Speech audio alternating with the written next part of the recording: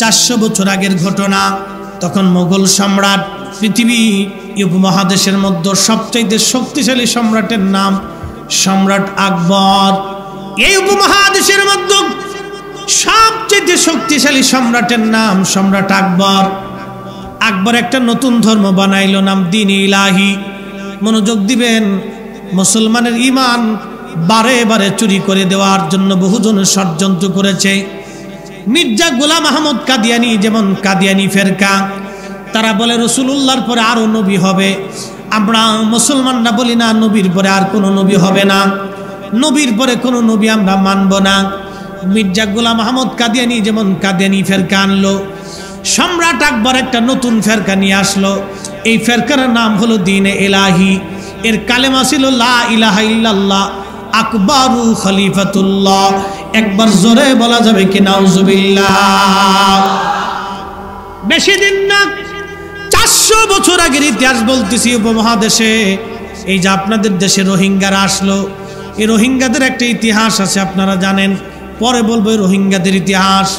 ওরাও একসময় আরাকান রাজাদের ওরাও একসময় আরাকান শাসন করত, কিন্তু আজকে ওরা রোহিঙ্গা হয়ে গেল। কালের বিবর্তমানে তকদিরের লেখা বাজান সময়ে সঠিক পদক্ষেপ না নেওয়ার জন্যে ওরা আজকে রোহিঙ্গা হয়ে গেছে। কিন্তু একসময় ওরাও এই আরাকানের স্বাধীন মানুষ ছিল। ওরা একসময় এই আরাকান ওরা একসময় শাসন করত, কিন্তু ওদের একটা নির্মম ইতিহাস আছে, আমি পরে বলবো। ওরা একসময় এই মোগল সাম্রাজ্যের সাথে মীর জাফরের মতো বেঈমানি করেছিল, যার কারণে আজকে ওদেরকে পস্তাইতে হচ্ছে। শোনেন মুসলমান কক্সবাজারবাসী, ইতিহাস তো বড় চমৎকার। ওরা বলবে যে হুজুর মনে হয় কিচ্ছা বলার জন্য আসছে। না, আমি ঈমান আপনাদের পাকা করার জন্য আসছি। আরে ঈমান নিয়ে কবরে যাওয়া লাগবে।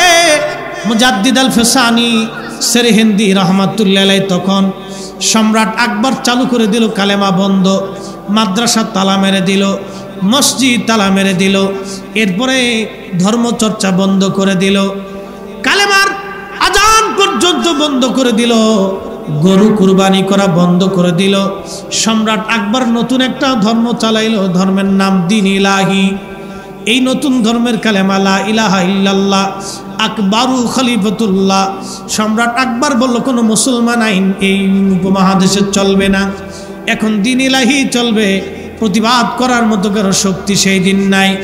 এত বড় মোগল বাদশাহ, তার বিরুদ্ধে কে প্রতিবাদ করবে? বিরাট বড় তার সেনাবাহিনী, লক্ষ লক্ষ তার সৈন্য, প্রতিবাদ করলেই তার মাথা কাটা যাবে। কিন্তু ওই জমানাতে আল্লাহ একজন মুজাদ্দিদকে পাঠাইলেন এই জমিনে কালেমার দিন সংস্কার করার জন্যে। এ সুন্নি মুসলমান, সুন্নিয়ত আমাদের দেয়া হয় নাই, সুন্নিয়ত পেয়েছে আল্লাহর ওলিদের মাধ্যমে। কথা বলেন ঠিক না বেঠে? ওই সময় ইসলামের সূর্য ডুবে যায়, ইসলামের সূর্য এই উপমহাদেশের আকাশ থেকে ডুবে যায় প্রায়। ওই সময় কালেমার ঝান্ডা যিনি তুলে ধরলেন তিনি মুজাদ্দিদ আল ফেসানি। সম্রাট জাহাঙ্গীর আকবরকে বললেন, না আকবর, তোমার এই ধর্ম মানা যাবে না। আকবর বললেন, তাহলে এই বুড়াকে জেলখানায় দিয়ে দাও। আহা, গোয়ালিয়র জেলখানায় সম্রাট আকবর মুজাদ্দিদ আল ফেসানি সেরহিন্দিকে সম্রাট আকবর গোয়ালিয়র জেলখানায় দিয়ে দিল। কারাবরণ করলেন।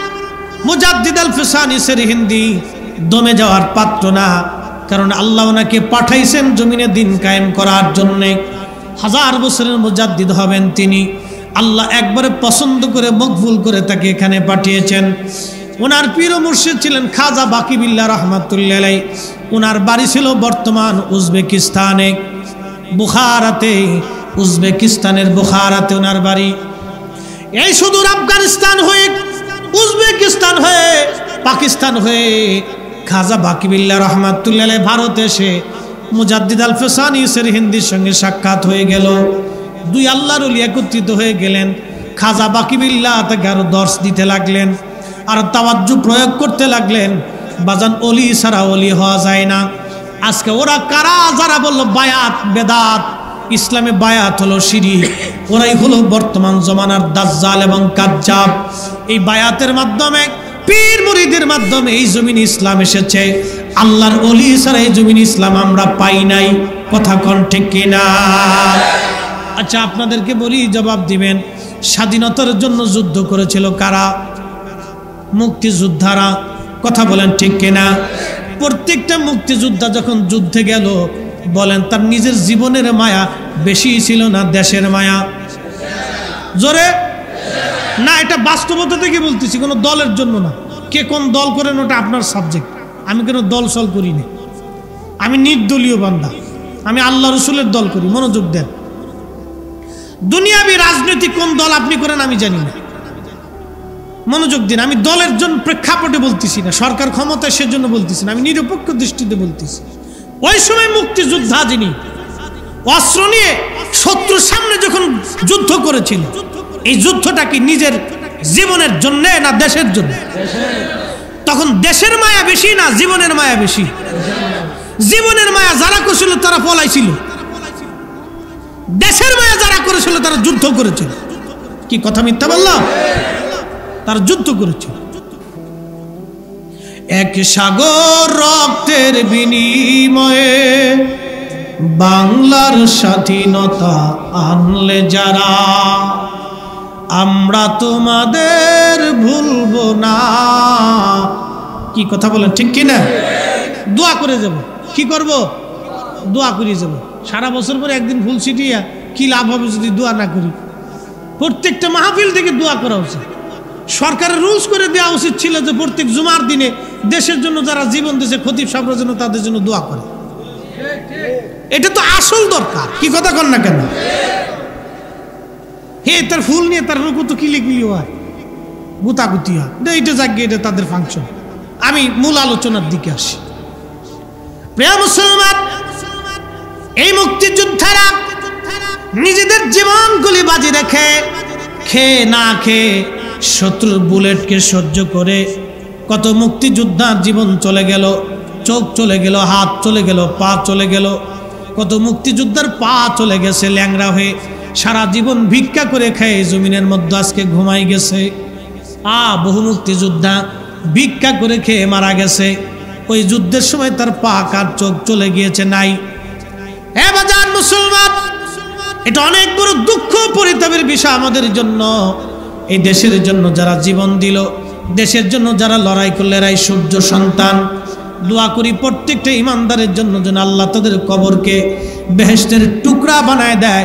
স্বাধীন দেশে বসে স্বাধীন মতো ওয়াজ করার অধিকার আমরা পেয়েছি। কথা বলেন ঠিক কিনা? ওনাদের অবদান। এখন আপনাদেরকে প্রশ্ন করি, জবাব দিবেন।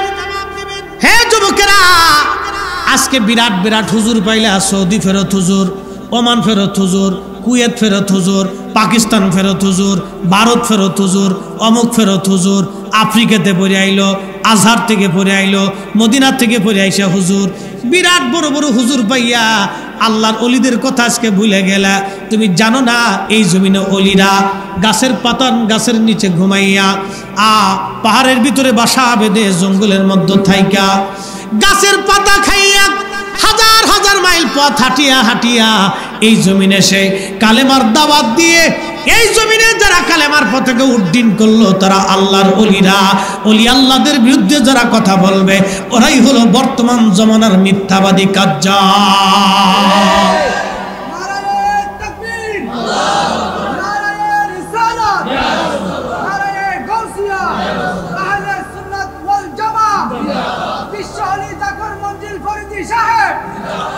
মুহতারাম উপস্থিতি, আমার দিকে তাকাবেন। কথা কি আমি খারাপ বলছি? রং বলেছি? আজকে আপনারা মঞ্চ তৈরি করেছেন, আমরা ওয়াজ করে যাচ্ছি। এই মঞ্চ তৈরি ছিল না। এই মঞ্চ তৈরি করার জন্য আল্লাহর ওলিরা হাজার হাজার মাইল পথ হেঁটেছে, জঙ্গলে বাসা বেঁধেছে, গাছের পাতা খেয়েছে, না খেয়ে থেকেছে, বছরের পর বছর জঙ্গলের মধ্যে বাসা বেঁধে কালেমার দাওয়াত দিয়েছে। তাদের বিরুদ্ধে যারা কথা বলবে, তাদের মাসলাক ও সিলসিলার বিরুদ্ধে যারা কথা বলবে, ওরাই হলো আজাজিলের দালাল, ইহুদিদের দালাল। কথা বলেন ঠিক না বেঠিক? দেশে কাজ্জাবার ভণ্ডর বেদিনে ভরে গেছে, অকৃতজ্ঞ নিমক হারামে দেশ ভরে গেছে। হ্যাঁ মুসলমান, যেদিন আকবর জারি করলো ইসলামের সূর্য ডুবে যায়, ইসলামের সূর্য ডুবে যায়, ওই সময় যদি মুজাদ্দিদ আল ফেসানি না আসতেন, এই উপমহাদেশের মধ্যে কালেমা কি জিনিস মুসলমান জানতো না। এই অবস্থা হয়ে গেল। কুরবানি বন্ধ, মসজিদে তালা, মাদ্রাসায় আজান নামাজ বন্ধ, কোরআন শিক্ষা বন্ধ, হাদিসের শিক্ষা বন্ধ, মসজিদে আজান পর্যন্ত বন্ধ করে দেওয়া হলো।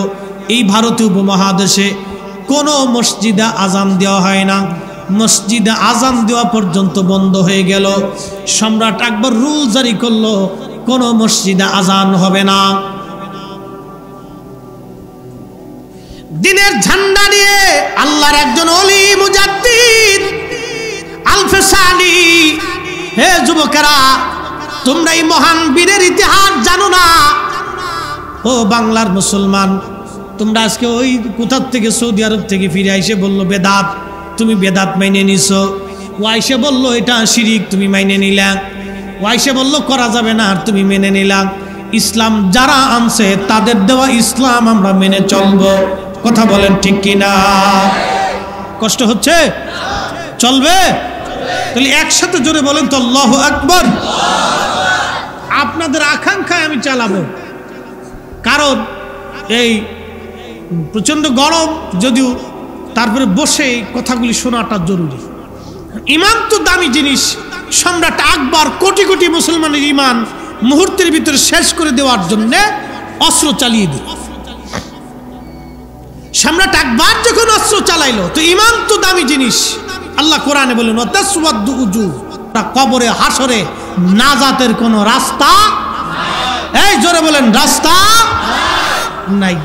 যদি খুঁজে পান তো সাগর আর মহাসাগরের বঙ্গোপসাগর, ভারত সাগর, আটলান্টিক আর প্রশান্ত, যাই বলেন না কেন, আরব আর অনারব, ভূমধ্য আর কৃষ্ণ, 7 মহাসাগর আর 7 মহাদেশ, সপ্তম আসমান, সপ্ত জমিন, পাহাড় আর পর্বতে, নদী নালা আর দিঘি নালাতে, ঝড়ে আর জঙ্গলে যদি পান তো তালাশ করতে থাকেন, পাবেন না, সুযোগ নাই।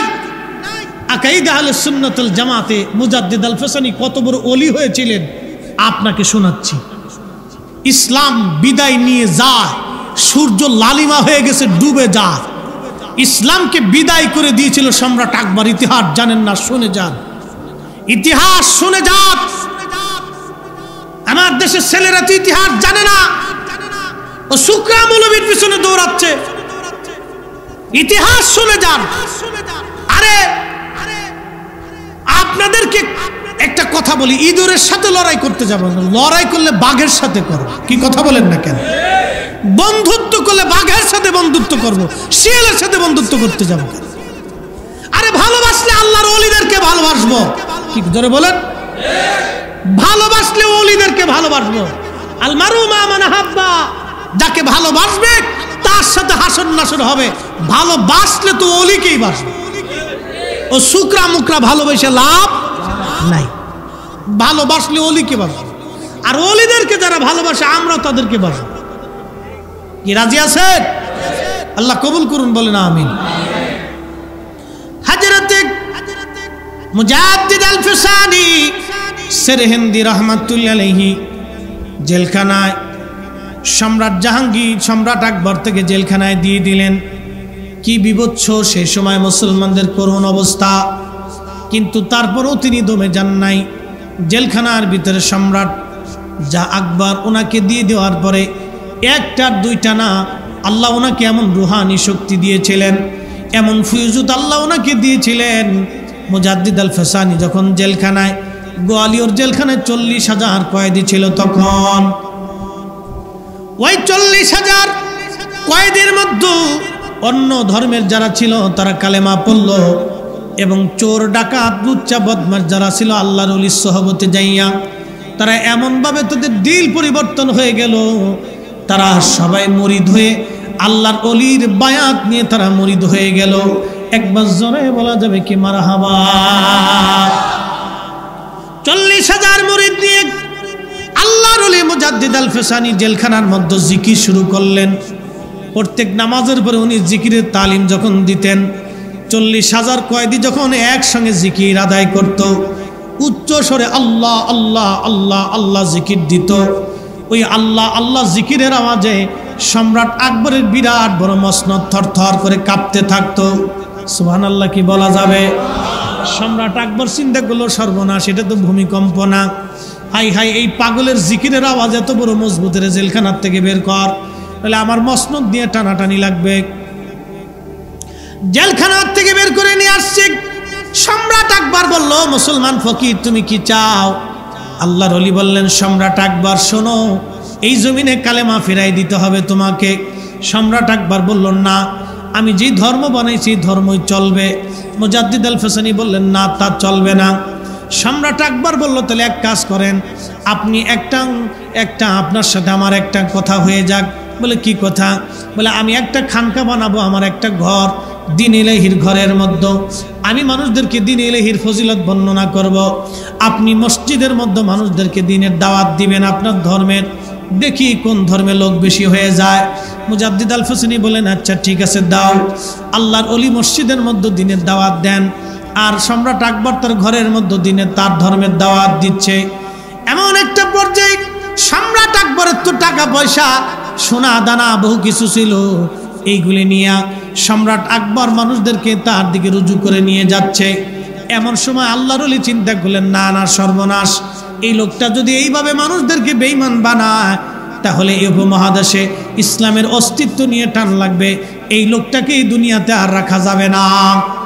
আল্লাহর ওলি মসজিদ থেকে বের হইয়া এক মুষ্টি মাটি নিয়া বিসমিল্লাহ আল্লাহু আকবার বলে সম্রাট আকবরের দ্বীনে ইলাহির ঘরের দিকে মেরে দিলেন।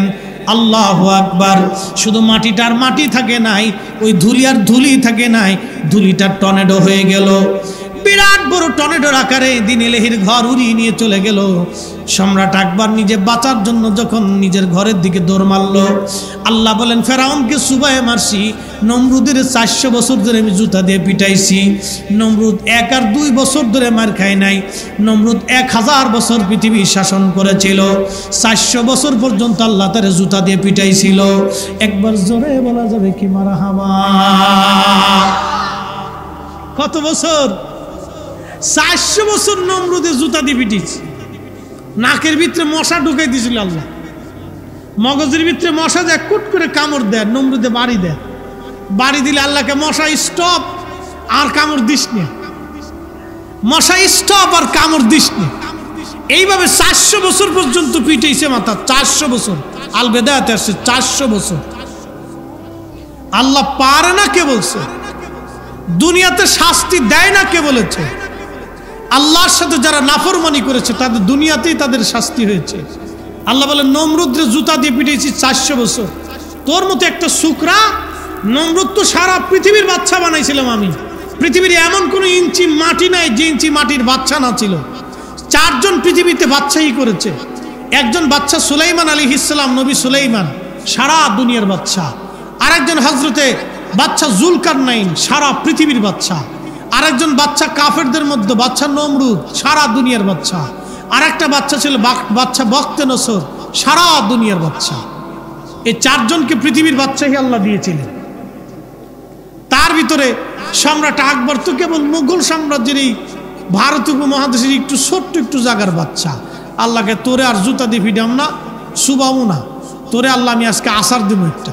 ওই টর্নেডোর ভিতরে আল্লাহ ফেলে একটা আসার মারছিলেন। এক আসার নীল দ্বারা বুঝেননি আপনারা? পিঠের যে মেরুদণ্ড, আমাদের আঞ্চলিক ভাষাকে নীল দ্বারা, মেরুদণ্ড, এটা ভাঙ্গিয়া 3 দিন ঘরের মধ্যে পড়ে এরপরে মরছিল, জাহান্নামে চলে গেছে সম্রাট আকবর। নাম দিছে দ্য গ্রেট আকবর। আকবরের নামের আগে গ্রেট হবে না। ও এই উপমহাদেশের সবচেয়ে বড় ইসলামের দুশ্মন ছিল। ও মুসলমানদের এত পরিমাণে ক্ষতি করতে গিয়েছিল যে ইসলামের সূর্যই ডুবাইতে চেয়েছিল। আল্লাহর ওলি মুজাদ্দিদ আল ফেসানি রাহমাতুল্লাহির কারণে ও পারে নাই। একসাথে জোরে বলবেন আল্লাহু আকবার। গ্রেট কেমনে কয় বলেন তো? ও গ্রেট কিভাবে হবে? ওর নামে নাকি গ্রেট হবে না। সাবধান, দ্য গ্রেট আকবর বলবেন না কখনো। এগুলি হলো মিডিয়া ও সিনেমা জানা বানাইছে, শয়তানের দল এগুলি বানাইছে, গ্রেট বানাইছে। ও কিসের গ্রেট? ও কিসের রাজত্ব করেছে? কি করেছে এই উপমহাদেশে? কিচ্ছু করেনি। করেছে ওর বাপ, ওর দাদা, ওর সন্তানরা করে গেছে। ও কিচ্ছু করে। সম্রাট আকবরের কোনো অবদান নেই। ওই ইসলাম শেষ করতে চেয়েছিল, বিদায় দিয়ে দিছিল পিরাই আল্লাহ মুজাদ্দিদ আল ফেসানি, মুজাদ্দিদ তরিকের ইমাম। শুনে যান ইতিহাস, এই সিলসিলার ইমাম। এরপরে সম্রাট জাহাঙ্গীর মসনদে আসছে, সম্রাট আকবরের ছেলে। জাহাঙ্গীরের বিবির নাম নূরজাহান। জাহাঙ্গীরের বিবির নাম ছিল নূরজাহান। আপনারা বহু সিনেমা দেখছেন। এই নূরজাহানে অপদার্থ বেড়ি স্বামীরে নারী দিয়ে আর মদ দিয়ে খালি অকামে লিপ্ত রাখতাম, নিজে দেশ চালাইতো। এটা ছিল ইতিহাস। শোনেন, নাম মুসলমান হলি খালি একবার কাজের হয় না। এদেশে কোনো রাজা বাচ্চা দিয়ে ইসলাম হয় নাই। আবার বলি, রাজা বাচ্চা দিয়ে ইসলাম হয় নাই। রাজা বাচ্চারা সাম্রাজ্য নীতিতে বিশ্বাসী ছিল। তারা টাকা পয়সা সোনা দানা নিয়ে, বউ বাচ্চা কাচ্চা নিয়ে, সুন্দরী নারী নিয়ে উপভোগ করতে। রাজা বাচ্চা দিয়ে ইসলাম হয় নাই। ইসলাম এনেছে আল্লাহর ওলিরা, এই জায়গায় জায়গায় ঘুরে ঘুরে ঘুরে ঘুরে খানকা বানিয়ে মানুষের কাছে কালেমার দাওয়াত দিয়ে এদেশের জমিন ইসলাম কায়েম করেছে আল্লাহর ওলিরা। ওলিদের দিয়ে ইসলাম হয়েছে, ওলিদের দিয়ে ইসলাম হয়েছে। ইতিহাস শুনে যান।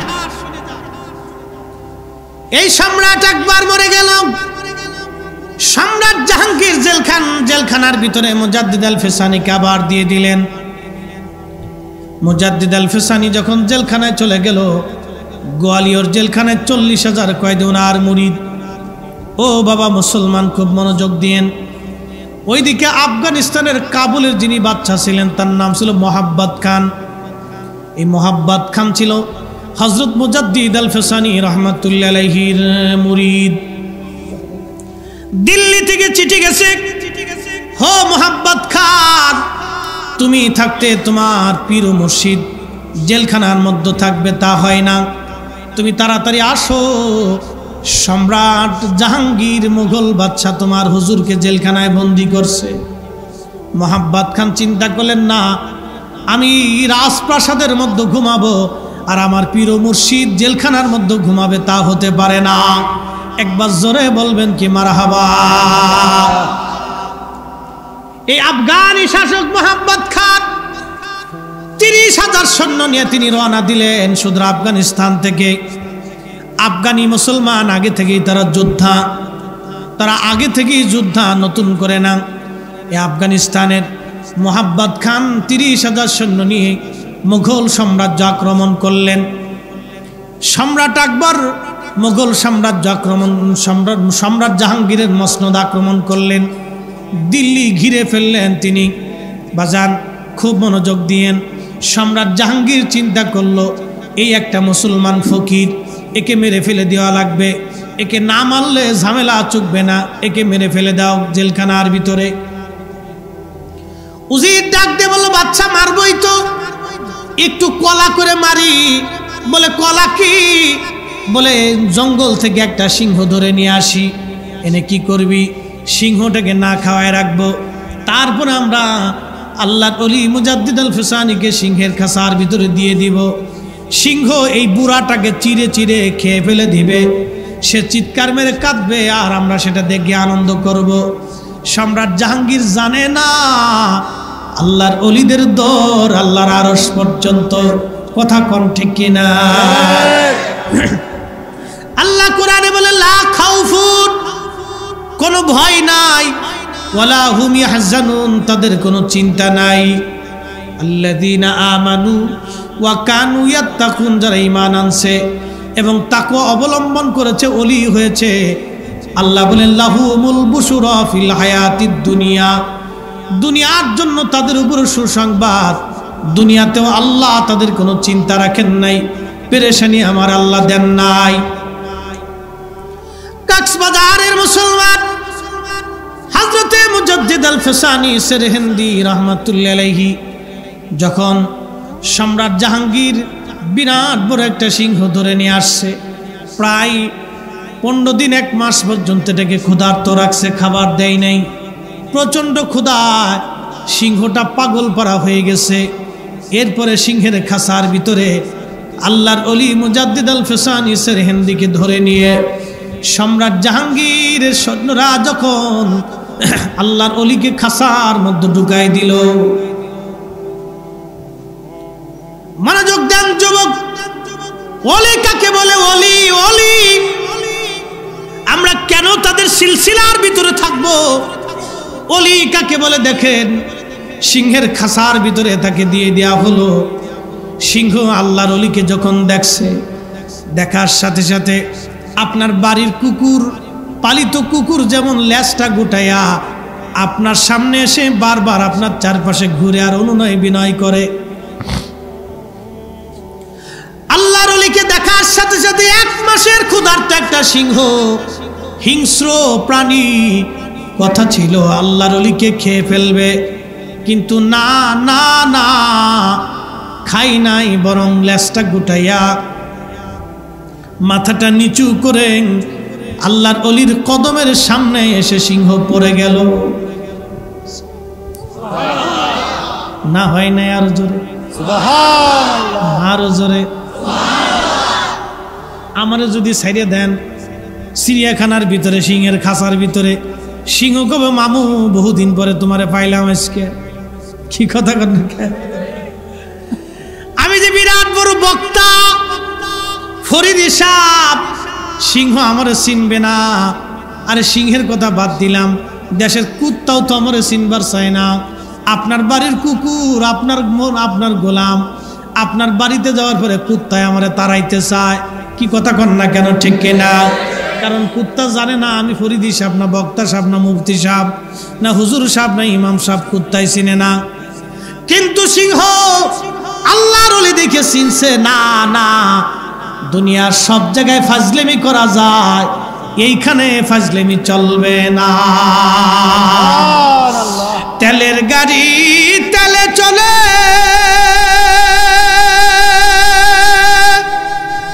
হাওয়ার গাড়ি হাওয়ায় চলে, বিনা তেলে চালায় গাড়ি নবী সুলাইমান। আমরা সেই মুসলমান, আমরা সেই মুসলমান। আজকে নামাজ ছেড়ে দিছি, মসজিদে জুতা চুরি করি, গাঁজা খাই, হিরোইন খাই, আফিম খাই, মদ খাই। আমরা সেই মুসলমান, অন্যের জমি দখল করে খাই, অন্যের টাকা মাইরে দিছি, আর টাকা দেওয়ার চিন্তা আমাদের মাথায় নাই। আমরা সেই মুসলমান, আল্লাহ আল্লাহ, আমরা সেই মুসলমান হইছি, আমরা সেই মুসলমান। আমরা হে মুসলমান, শিক্ষিত দেখাই দেখা আল্লাহ দেও না কে? আল্লাহকে ধুর, তোকে কি দিব? তুই তো নাফরমান বেটা, সকালে ঘুম থেকে নাফরমানি করিস, রাত্রে ঘুমোতে যাওয়ার আগে নাফরমানি করিস। এই জন্য আমরা যতই কাঁদি, দোয়া কাজ হয় না। 15 দিন ধরে বৃষ্টি নাই, প্রচন্ড গরমে, রোজার ভিতরে উত্তাপ, মানুষ রোজা রেখেও সলাতুল ইস্তিসকার নামাজ পড়ছে, বৃষ্টি নামে নাই। আগের জমানাতে মুরব্বীদের কাছে শুনছি সলাতুল ইস্তিসকার নামাজ পড়ে আইসে সারতে পারতো না, এর আগেই বৃষ্টি হইতো। হ্যাঁ, কথা কন না কেন? জোরে বলেন। 15 দিন ধরে বৃষ্টি বাদল নাই, প্রচন্ড গরম, ঢাকা শহরে আশেপাশে কত সলাতুল ইস্তিসকা হইলো, বৃষ্টি নামলো। তার মানে আল্লাহ আমরা এখন পছন্দ করে না, পছন্দ করে না। আমাদের কি তো কর্ম ভালো না, তো কাজ ভালো না, পছন্দ করেন আল্লাহ। মহা মুশকিল আছে। সিংহ মাথা নুগে আল্লাহর ওলির কদমের সামনে পড়ে গেছে, ডাক দিয়ে বলতেছে, হুজুর, পৃথিবীর কেউ না চিনলেও আমি আপনাকে চিনি। আল্লাহ আপনাকে এই জমিনে দ্বীন কায়েমের জন্য পাঠিয়েছে, বিদায় নেওয়া ইসলামের কালেমার ঝান্ডা উড়াইতে পাঠিয়েছে। হুজুর, আপনার শরীরে আঁচড় কাটা আল্লাহ আমার জন্য হারাম করে দিয়েছে, আপনি নিশ্চিন্তে থাকেন, আমি মরে যাব কিন্তু আপনার শরীরে আঁচড় কাটবো না। একসাথে বলা যাবে আল্লাহু আকবার। নারে তাকবীর, আল্লাহ, নারে রিসালাত, ইয়া রাসূল, নারে মুজাহিদ, আহলে সুন্নাত ওয়াল জামাত, মুফতি জহুরুল ইসলাম ফরিদি সাহেব। বুঝতে কষ্ট হয়? ইসলাম চলে গেছিল উপমহাদেশে, মুসলমান কিটি তো বুঝতেন। আবার বড় বড় ঢেক ছাড়ে, স্টেজে উঠলে মনে হয় যে স্টেজ গরম করে ফেলাইতেছে, একবার গুদে কিমড়িতে খালি কামড়া উঠেই বেদাত। কোন পীরের কাছে যাবেন না, কোন তরিকা নেই, সব এগুলো ভণ্ডামি, ভাওতা, মিথ্যা কথা, কিচ্ছে কাহিনী, কল্প কাহিনী। বাস এসে হুজুর মেরে দিয়েছে, আমার দেশের ছেলে চিৎকার দিয়ে বলে, হুজুর ঠিক পেয়েছে। পিছনে হাতায় দেখ বেটা, ইসলাম যাদেরকে দিয়ে পেয়েছি তাদের অবদান অস্বীকার করার কোনো সুযোগই নাই। কথা বলেন ঠিক কিনা? যারা অস্বীকার করবো নাফরমান, অকৃতজ্ঞ, কি কথা বলেন না কেন? অকৃতজ্ঞ নাফরমান। আল্লাহু আকবার। সিংহ মাথা নত করে পড়ে গেল। মুজাদ্দিদ আল ফিসানি সিরহিন্দি রাহমাতুল্লাহ আলাইহি ওইখানেই নামাজে দাঁড়াই গেলেন। কিসে দাঁড়াইলেন? নামাজে। আল্লাহ কোরআনে ওয়াজ করেন, ইয়া আইয়ুহাল্লাযীনা আমানুস্তাঈনু বিস-সাবরি ওয়াস-সালাহ।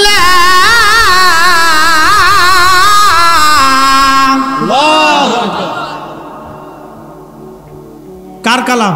আল্লাহ।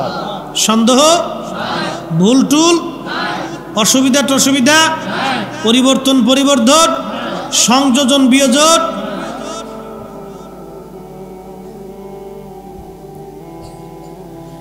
ইয়া আইয়ুহাল্লাযীনা আমানুস্তাঈনু বিস-সাবরি ওয়াস-সালাহ।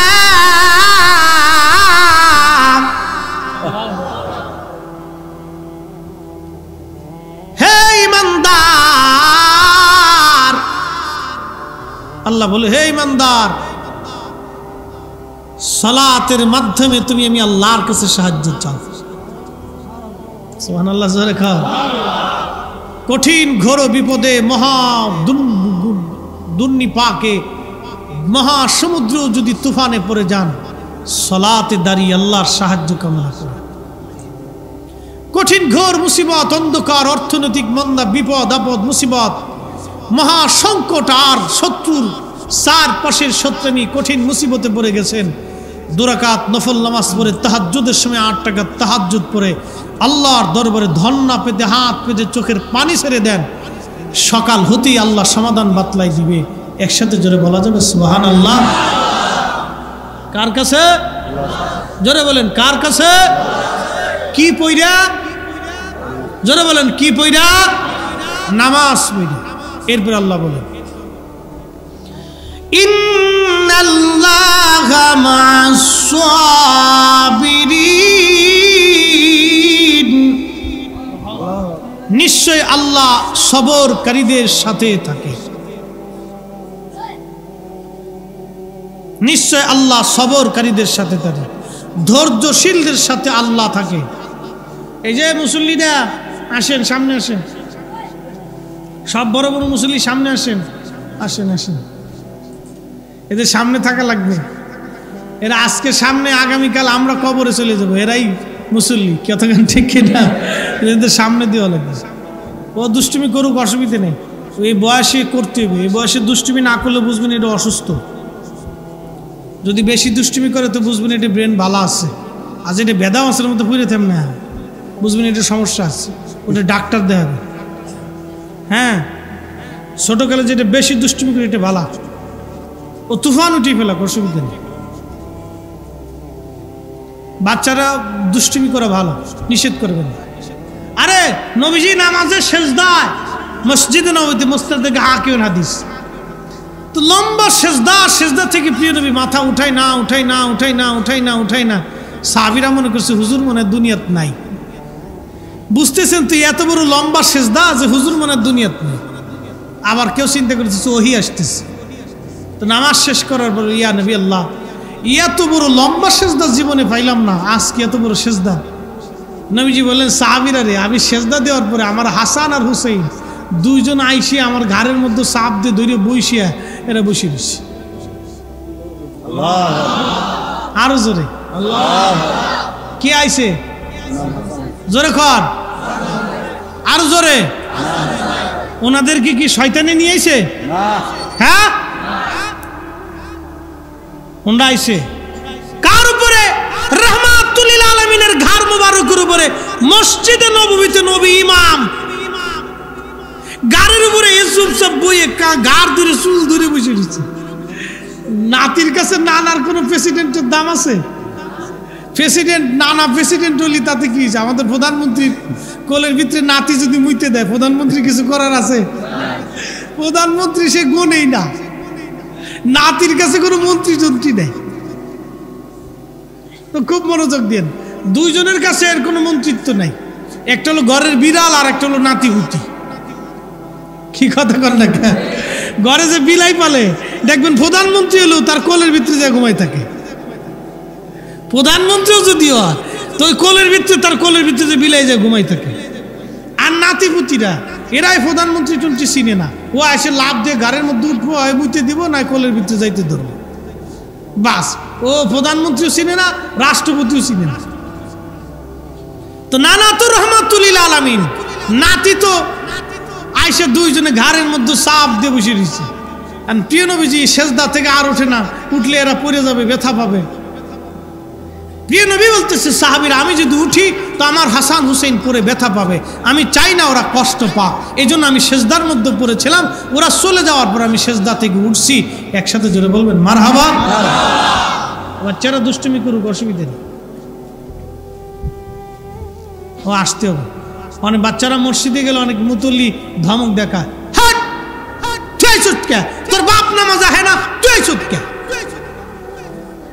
কি কথা কর না, ধমক একটা দিছে, ওই বাচ্চা দৌড়ে এসে কই বুড়া না মরা পর্যন্ত মসজিদ যাইতাম না। ও আর মসজিদে ঢুকে না, এক ধমক দিছি, শেষ। বাচ্চা ধমক দেওয়া যাবে না, বাচ্চা ধমক দেওয়া যাবে না, বাচ্চারা ধমক দেওয়া যাবে না। ওদের আদর বদর করে দুষ্টুমি করবে, বসে বসে সিস্টেম করে নিতে হইবে আর কি। আল্লাহ আমাদের বাচ্চাদেরকে আগামী দিনের জন্য কবুল করুন, বলেন আমিন। বলছিলাম হযরত সিরহিন্দি রাহমাতুল্লাহ আলাইহির কথা। সম্রাট জাহাঙ্গীর বলল, হায় হায়, চাইলাম কি, এটা হলোটা কি? ও বাঘ, তুই কেন খাইস না রে? বাঘে কয়, না না, পৃথিবী উল্টে যাবে, আল্লাহর ওলির গায়ে আঁচড় দেওয়া যাবে না। আল্লাহর ওলি নির্দ্বিধায় নামাজ পড়লেন, কোনো চিন্তা নাই। কোরআনের সাথে বাস্তবতার কত মিল। আল্লাহ বললেন, আলা ইন্না আউলিয়া আল্লাহি লা খাউফুন বিহিম ওয়ালা হুম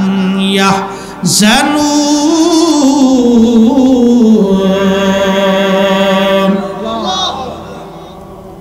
সাবধান, আমার ওলি যারা, কোনো চিন্তা নাই, ভয় নাই তাদের।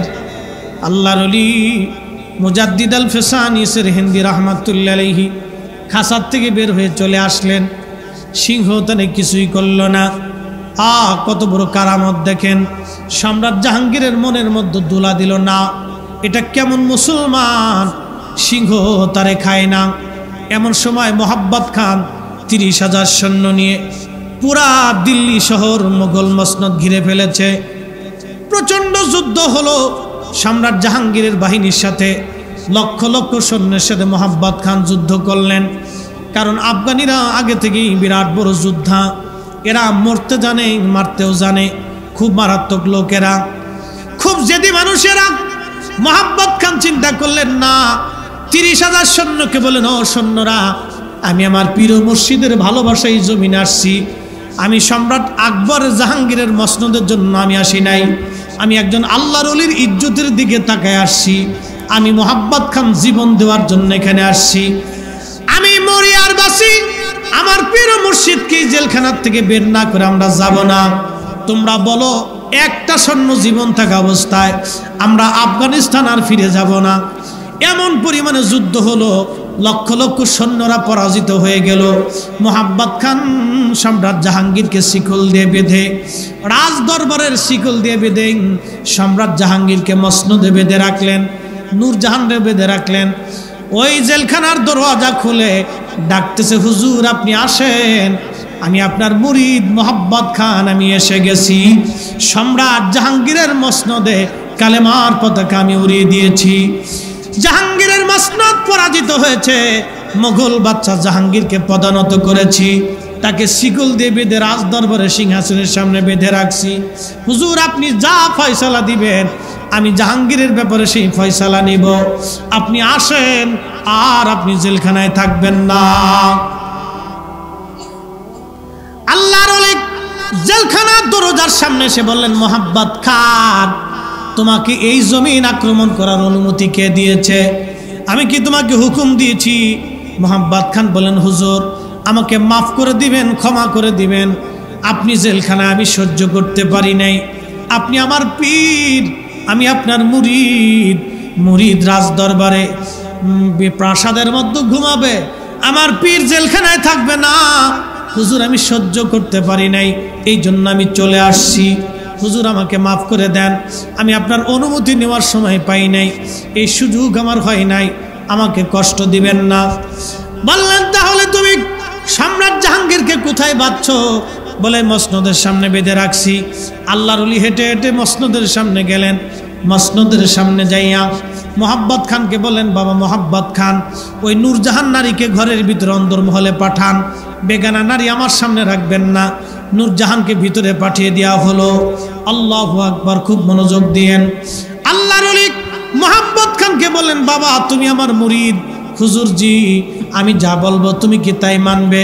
হ্যাঁ হুজুর অবশ্যই, আপনার হুকুম আমার জন্য শিরোধার্য, আপনি বলেন। বাবা এই মুহূর্তে তোমার সেনাবাহিনী নিয়ে তুমি আফগানিস্তান ফিরে চলে যাবা। সম্রাট জাহাঙ্গীরকে বলেন, জাহাঙ্গীর আমি আল্লাহর পথের একজন পথিক, আমি আল্লাহর পথের একজন ফকির, তোমার মসনদের জন্য আমি দুনিয়াতে আসি নাই, তোমার মসনদ তোমাকে আমি ফেরত দিয়ে দিলাম, যাও, এই মসনদ আমার প্রয়োজন নাই। সম্রাট জাহাঙ্গীর শুনে রাখো, যেই দিন আল্লাহর আসমান থেকে আমার জন্য হুকুম আসবে, আমি আবার জেলখানার থেকে বের হয়ে যাব, এই জমিনে কালেমার পতাকা আবার উড়বে। আমি জেলখানায় চলে গেলাম। মোহাম্মদ খান, আপনি আপনার সেনাবাহিনী নিয়ে আপনি আফগানিস্তানে আবার ফেরত চলে যান। পীরের হুকুম মাথায় নিয়ে বিরাট এত বড় মসনদ, আপনি জানেন মোগল সাম্রাজ্য এটা চারটিখানি কথা না, এত বড় সাম্রাজ্য পাওয়ার পরও মোহাম্মদ খান তার সেনাবাহিনী নিয়ে তিনি চলে গেলেন আফগানিস্তান। আল্লাহর ওলি চলে গেলেন জেলখানায়। রাত্রিবেলা সম্রাট জাহাঙ্গীর চিন্তা করতেছিল, হায় হায় এত বড় মসনদ পৃথিবীতে পাওয়ার পরও মানুষ ছেড়ে দেয়, এটা সাধারণ কোনো মানুষ না, নিশ্চয় উনি আল্লাহর একজন পেয়ারা মানুষ, নিশ্চয় উনি একজন ভালো মানুষ, আল্লাহওয়ালা মানুষ। না না না, এইভাবে হয় না। এই চিন্তা করে করে রাত্রিবেলা ঘুমাই পড়েছে। স্বপ্নের ভিতরে দেখে রহমতের আলা নবী, হাবিবুল্লাহ নবী, রাহমাতুল লিল আলামিন, শাফিউল মুজনিবিন, সাইয়্যিদুল মুরসালিন, ইমামুল মুরসালিন, নূরুল আলা নূর নবীজি, ওই যে সুদূর মদিনাতুল মুনাওয়ারা থেকে সম্রাট জাহাঙ্গীরের নিজের রুমের ভিতরে এসে নবীজি একটা ধমক দিয়ে বলে, জাহাঙ্গীর এখনো কি সময় হয় নাই? আমার মুজাদ্দিদ বন্ধুকে জেলখানার থেকে বের করো নাই, তাড়াতাড়ি যাও আমার মুজাদ্দিদকে জেলখানার থেকে বের করে নিয়ে আসো। একবার আওয়াজ তুলে বলা যাবে কি ইয়া রাসূলুল্লাহ? বলেন নবী আসে না নাই?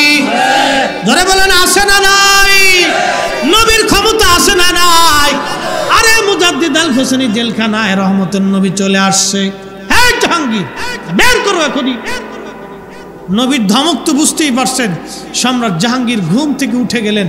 ঘুম থেকে উঠার পরে ওনার সমস্ত শরীর প্রকম্পিত হতে লাগতেন, কাঁপতে লাগতেছে, ভয়ে ডরে থরথর করে কাঁপতেছে। উনি সহ্য করতে পারতেছিলেন না, ওই মুহূর্তেই দৌড় দিচ্ছে। গোয়ালিয়র জেলখানার সামনে এসে বললেন, হুজুর আপনি আসেন, আর জেলখানা আপনি থাকবেন না, এই জেলখানা আপনার জন্য না, আপনি বের হয়ে আসেন, দরজা খুলে দিয়েছি, যা বলবেন তাই মেনে নিব। আল্লাহর ওলি মুজাদ্দিদ আল ফিসানি বলেন, জাহাঙ্গীর তোমার জেলখানার লুভি আমি না, বলো জেলখানার থেকে বের হব, কিন্তু আমার শর্ত মেনে নিতে হবে। বলেন হুজুর কি শর্ত? প্রথম নাম্বার, কালেমা পড়ে দোহরে মুসলমান হতে হবে। বলে হুজুর তাও রাজি, নিজ হাতে রাজ দরবারের সামনে গরু কুরবানি দিবে। হুজুর তাও রাজি, মসজিদের সমস্ত তালাগুলি খুলে দিবে। হুজুর তাও রাজি, মাদ্রাসার তালাগুলি খুলে দিবে। তাও রাজি, রাজ দরবারে কোরআন হাদিস শিক্ষার জন্য মাদ্রাসা নির্মাণ করবে। তাও রাজি, কুরবানি চালু করতে হবে, আযান ইকামত চালু করতে হবে। তাও রাজি, তোমার এই মসনদ ইসলামী হুকুমত চলবে। বল হুজুর তাও রাজি, আমার জীবনটাই আপনাকে দিয়ে দিলাম, আপনার কদমে নেসার করে দিলাম, আপনি যা বলবেন আমি তাই রাজি। তা আপনি জেলখানার থেকে চলে আসেন, এখানে আপনি থাকবেন না। একসাথে জোরে বলা যাবে আল্লাহু আকবার। কোনটা ওলি? ওলি শুকরা মৌলবী না বেটা, শুকরার প্রেমে পড়ছো না? শুকরা সৌদি আরব থেকে পড়ে এসে ফতোয়া দিয়ে দিল মিলাদুন নবী বেদাত। শুকরা এসে বলে দিল রসুল কিয়ামতের ময়দানে পেরেশান, ও শুকরা মৌলবীর পিছনে দৌড়াচ্ছ নাকি? ফ্যাটের ভিতরে বোম মারলে পায়খানা ছাড়া আর কিছু না, তার পিছনে দৌড়াও, কোনো লাভ নেই। বন্ধুত্ব করলে আল্লাহর ওলিদের সাথেই করতে হবে, যাদের সাথে করলে দুনিয়া আখিরাতে নাজাতের ফাসলা হবে, আমরা তাদেরকেই ভালোবাসবো। কথা বলেন ঠিক না বেঠিক? মুজাদ্দিদ আল ফিসানি মুজাদ্দিদ হয়েছে আকাইদে আহলে সুন্নাত ওয়াল জামাতের ভিতরে থেকে। ইমানের কথা বলতে বলতে এই পর্যন্ত আসছি। আহা, আমি মুজাদ্দিদ আল ফিসানির জীবন আপনাদেরকে শোনাইলাম কেবলমাত্র একটু পাঠ, আরো অনেক ঘটনা ওনার জীবনে আছে। বলতে গেলে রাতের পর রাত চলে যাবে, দিনের পর দিন চলে যাবে। বাপ, ওনাদের ইতিহাস আমাদের জানা দরকার। কি কথা কর না কেন? ওনাদের কথা শুনলে ভালো লাগে না? আসতে হয়ে গেল না? ভালো লাগে? ভালো যদি লাগে তাহলে বুঝবেন যে আল্লাহর ওলিদের প্রতি আপনার মহব্বত আছে। আর যদি না, কিসে কাহিনী শোনার জন্য কি আইসি নাকি? কিসে কাহিনী শোনার জন্য আসেন না তো আল্লাহকে জিজ্ঞেস করেন, আল্লাহ এত বড় ঘটনা ঘটাইছো কেন? ওই সময় তো কোটি কোটি মুসলমান ছিল, কেউ তো সম্রাট আকবরের বিরুদ্ধে পারে নাই, জাহাঙ্গীরের বিরুদ্ধে পারে না, তো ওনাকে আল্লাহ দিল কেন? আপনার আল্লাহ কেন পাঠাইছেন? আপনার মৌলভী সাহেবরে কেন দিয়েছেন আল্লাহ? কন কেন দিলেন না? কিসে না, এগুলো আল্লাহ নিজে ঘটাইয়া উম্মাকে শিক্ষা দিয়েছে।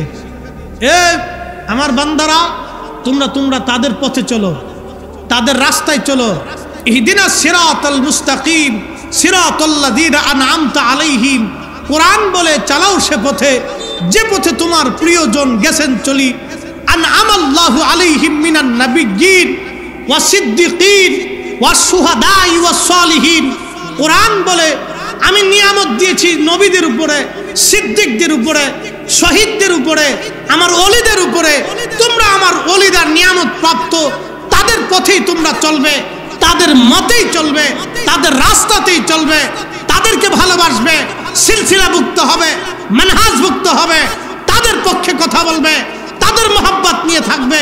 কোরআন বলে তোমরা তাদের পথে চলো, কোরআন বলে তাদের পথে চলো। আল্লাহ বলে ওলির পথে চলো, মোল্লা বলে ওলির পথে চলো না। আল্লাহটাই মানতে হবে, মোল্লাটা বাদ দিতে হবে। কথা বলেন ঠিক কিনা? সহজ হিসাব একবারে সহজ। আরে হুজুর গাউসে পাক উনি খারিজি না সুন্নি? না, আসতে কইলেন যে জোরে বোঝা দিতেছে। হুজুর গাউসে পাক খারিজি না সুন্নি? খারিজি না সুন্নি? খালি সুন্নি? হাই, সুন্নিয়তের ইমাম ছিলেন উনরা, ঠিক কিনা? তো কেমন ইমাম? আল্লাহু আকবার। মুরাকাবায় বসে লৌহে মাহফুজের পৃষ্ঠা উল্টাইতে। সুবহানাল্লাহ বলবেন না? আমি লিখিনি। মোল্লা আলী কারি মাক্কি, আজ থেকে 400 বছর আগের মুজাদ্দিদ আল ফিসানি সেরহিন্দি যখন ভারত উপমহাদেশে দ্বীনের খেদমত করেছেন, মোল্লা আলী কারি মাক্কি তখন মক্কাতে দ্বীনের খেদমত করেছেন। দুই প্রান্তরে দুইজন মুজাদ্দিদ। শোনা যাক, ইতিহাস জানার দরকার। উনি ইমামুল হারামাইন ছিলেন, দুই হারামের ইমাম। মুজাদ্দিদ আল ফিসানি উপমহাদেশের দ্বীন সংস্কার করেছে, মোল্লা আলী কারি মাক্কি তিনি ওই আরবে দ্বীন সংস্কার করেছে। এই জন্য মোল্লা আলী কারিও মুজাদ্দিদ, মুজাদ্দিদ আল ফিসানিও মুজাদ্দিদ। দুই মুজাদ্দিদের কথা বলতেছি। মোল্লা আলী কারি মাক্কি হুজুর গাউসে পাক সম্পর্কে একটা কিতাব লেখছেন, নুজহাতুল খাতির। এই কিতাবের মধ্যে তিনি লিখতেন যে মুজাদ্দিদ আল ফিসানি মুরাকাবা করে, মুরাকাবা বসে লৌহে মাহফুজের পৃষ্ঠা উল্টাইতেন। একসাথে বলবেন আল্লাহু আকবার। আচ্ছা, আপনাদেরকে বলি, মুজাদ্দিদ আল ফিসানি সেরহিন্দি যদি খাজা হুজুর গাউসে পাক যদি মুরাকাবা বসে লৌহে মাহফুজের পৃষ্ঠা দেখতে পান, রহমতুন নবী রহমাতুল লিল আলামিন রওজা শরীফ থেকে আজকের মাহফিল দেখেন না। আজ যেমনি করতেছেন মনে হয় যে দেখে না আর কি। জোরে জোরে কর। বিশ্বাস আছে? দলিলে না বিনা দলিলে? দলিল তো আছে, আমরা দলিল লাগতো না, আমরা বিনা দলিলই মানি। কি কথা কন না কেন? বিনা দলিলে আল্লাহ কয়জন? জোরে কোন বিনা দলিলে বিনা দলিলে বিনা দলিলে আল্লাহ মানি। আল্লাহ মানার জন্য দলিল লাগতো না। আল্লাহ মানার জন্য দলিল দরকার নাই। আল্লাহ মানার জন্য দলিল লাগে না। আল্লাহ মানার জন্য নিজের চেহারার দিকে তাকায়। আল্লাহ কোরআনে বলছেন, আমাদের চেহারার দিকে তাকাইতে গেছেন। আল্লাহ কোরআনে বলছেন ফি আই সূরাতিন মা শাআ রাক্কাবা। আমি যেইভাবে সূরত চাইছি তোমার সেইভাবে বানাইছি। আল্লাহ বোঝার জন্য আপনাদের সবার দিকে দিকে তাকান। কারো চেহারার সাথে কারো চেহারার মিল নাই, কারো নাকের সাথে নাকের মিল নাই, কারো বডির সাথে বডির মিল নাই, কারো চোখের সাথে চোখের মিল নাই, কারো মগজের সাথে মগজের মিল নাই, কারো মেধার সাথে কারো মেধার মিল নাই, কারো স্বাস্থ্যের সাথে স্বাস্থ্যের মিল নাই, চুলের সাথে চুলের মিল নাই, কাটিং এর সাথে কাটিং এর মিল নাই, ত্বকের সাথে ত্বকের মিল নাই। 800 কোটি মানুষকে 800 কোটি কোয়ালিটি যিনি করেন ও মালিকের নাম কি? আল্লাহ। ও আল্লাহ কোরআনে বলছেন ফি আইয়ি সূরাতিন মা শাআ রাক্কাবা। আমি তোমাকে আমার ইচ্ছা মতো সূরত দিয়েছি। একসাথে বলবেন সুবহানাল্লাহ।